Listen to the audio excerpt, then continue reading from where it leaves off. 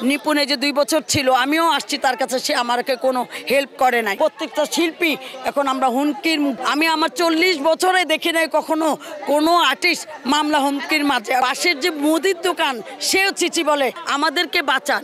এই যে মামলা হামলা আমরা এগুলো চাই না। আমরা মানুষের কাছে মুখ দেখাতে পারি না। মা অনেক হচ্ছে ভাইয়া, পারি না ফাঁসি দিতে, মন চাচ্ছে বিশ্বাস করেন বাসায় ফ্যানের সাথে লটকাতে ইচ্ছে করতেছে না, বাচ্চাদের সাথে মুখ দেখাতে পারতেছি না।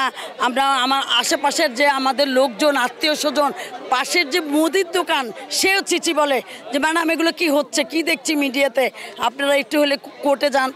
এই 2 বছর আগে জাহিদকে নিয়ে এত আলোচনা হলো, জোর করে সে ক্ষমতায় ছিল। এবারও আমরা দীপজল ভাইকে নিয়ে আসছি, দীপজল ভাই জিতলো, সে ফুলের মালা দিল, সম্মান করলো। তারপরে সে আমেরিকায় যে হঠাৎ করে 1 মাস পরে তার মাথায় কি ঢুকলো আমি এটা বুঝলাম না। একজন শিক্ষিত মেয়ে, তার ব্রেনে এটা কি করে আসলো?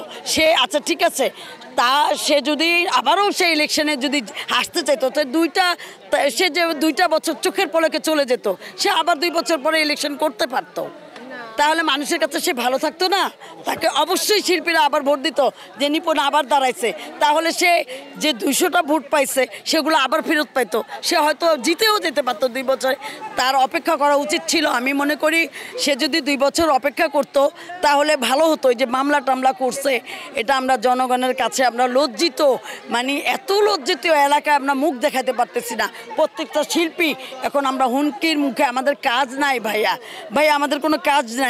দীপজল ভাই আসছে, উনি আমাদেরকে ওই যে অসুখ বিসুখ হলে, এই যে আমার একটা প্রতিবন্ধী ছেলে, পরশুদিন গেছি ভাই প্রবলেম বলছে ঠিক আছে দেখবো। তো আমাদের প্রবলেমটা যদি নিপুণে যে 2 বছর ছিল আমিও আসছি তার কাছে, সে আমাকে কোনো হেল্প করে নাই। তো আমাদের যদি বিপদ আপদে যদি হেল্প না করে তাহলে আমরা কেন প্রতিনিধি তাকে ভাববো? আমাদের বিপদ বহুতবার আমি গেছি, আমি অনেকবার নিপুণের কাছে গেছি, এমনকি জিএসপিন আমার জুনিয়র, হ্যাঁ ওর কাছেও গেছি যে নিপুণকে এই প্রবলেমটা বল, কথাগুলো শুনে নাই।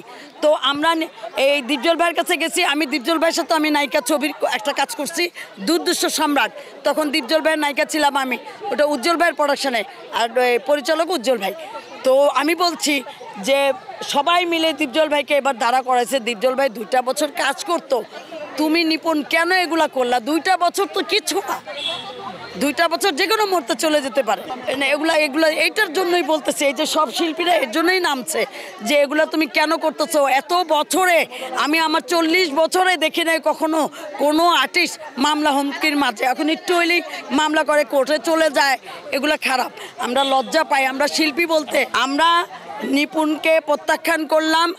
আর এবার আমরা প্রধানমন্ত্রীর কাছে, প্রধানমন্ত্রী আমার মা, উনি আমাদের গার্জিয়ান আমরা মনে করি, ওনাকেও আমরা জয়যুক্ত করেছি। বাংলাদেশের মানুষ তাকে ভোট দিয়ে প্রধানমন্ত্রী বানাইছে।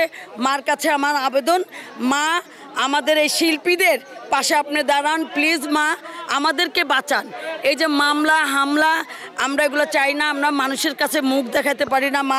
মা আপনি ছাড়া আমাদেরকে বাঁচানোর আর কেউ নাই। আমাদের এই শিল্পীদের আপনিই পারেন একমাত্র সমাধান করতে, আর দ্বিতীয় কোনো ব্যক্তি দেখি না। নিপুণকে আমরা চাই শিল্পী সমিতির থেকে তাকে বয়কট করার জন্য।